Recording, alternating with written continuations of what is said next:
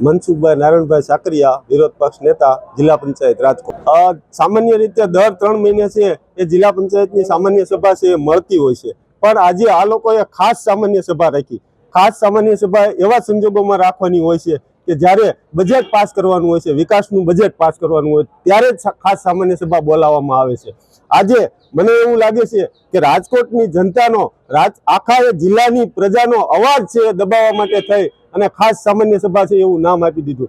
ખાસ સામાન્ય સભાનું નામ આપવામાં આવે ત્યારે પ્રશ્નોત્તરી હોતી નથી, તો લોકોનો અવાજ, લોકોના પ્રશ્નો દબાવવા માટે થઈ અને ખાસ સામાન્ય સભા એવું નામ આપી અને આખા રાજકોટ જિલ્લાની જનતાનું છે એ ગળું દબાવવામાં આવ્યું છે। અને અમે જે કઈ પ્રશ્ન હોય તો અમારા ઘરના પ્રશ્નો હોતા નથી, રાજકોટ જિલ્લાની જનતાના, ખેડૂતોના, ગરીબોના પ્રશ્નો હોય છે, તો આ પ્રશ્નોને દબાવવા માટે થઈ અને ખાસ સામાન્ય સભાનું ટોપિક આપી અને આ સભા છે એ પૂરી કરવામાં આવી છે। સ્વદેશીની વાત વારંવાર કરે છે, આજે પણ આ સામાન્ય સભામાં સ્વદેશી વસ્તુ અપનાવો એવો ખરડો પસાર કરવામાં આવ્યો, તો હું આપના માધ્યમથી એમ કહું છું કે ખુદ પંચાયતના ઉપપ્રમુખ કે અન્ય જે સમિતિના પ્રમુખો હોય એ એવી જાહેરાત કરે છે કે સ્વદેશી વસ્તુઓ અપનાવો। હું આપના માધ્યમથી એ કહું છું કે તમે જે વસ્તુઓ વાપરો છો એ પેલા વિદેશી છે, તમારી ગાડી છે વિદેશી છે, તમારી પેન વિદેશી છે, તમારો મોબાઈલ વિદેશી છે।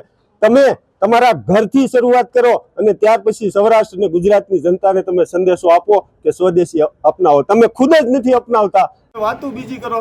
જો તે દિવસે મેં કીધું હતું અને આજે હું કહું છું કે ઘરના ભૂવા અને ઘરના દાખલા પોતે જ ખોટું કરે છે અને પોતાને તપાસ કરવાની છે, એટલે આ કૌભાંડો છે એ કોઈ દિવસ બહાર આવવાના નથી। એ લોકો જ આને સાવરે છે, અધિકારીઓને સાવરે છે અને એ બિલાય પણ એને ખોટા પોતાની જાતે બનાવ્યા છે, એટલે પોતે જ ગુનેગાર છે અને પોતે જ ન્યાય કરનારો છે, એટલે ક્યારેય આ વસ્તુના ન્યાય મળવાનો નથી। અને હું આપના માધ્યમથી કહું છું કે હું પણ વારંવાર કહું છું, મેં પણ સીએમ સાહેબને અને માનનીય પંચાયત મંત્રીને આ બાબતની લેખિતમાં રજૂઆત કરી છે કે આ 1 કરોડ ઉપરનું મોટું કૌભાંડ છે, એ આમાં તટસ્થ તપાસ થાય અને જે કોઈ અધિકારી કે જે કોઈ પદાધિકારી એમાં સામેલ હોય એને દંડનીય કાર્યવાહી થવી જોઈએ। હું આપને કહું છું બેન કે ખુદે જ ગુનો કર્યો છે અને એને જ ગુનેગારને શોધવા જવાનું છે, તો કેવી રીતે જડશે?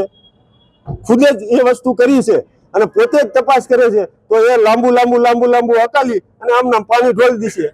સાંજ સમાચાર ફેસબુક પેજને લાઇક કરો, વિડીયો શેર કરો અને વધુ વિગતવાર સમાચાર માટે sanssamachar.net વિઝિટ કરો।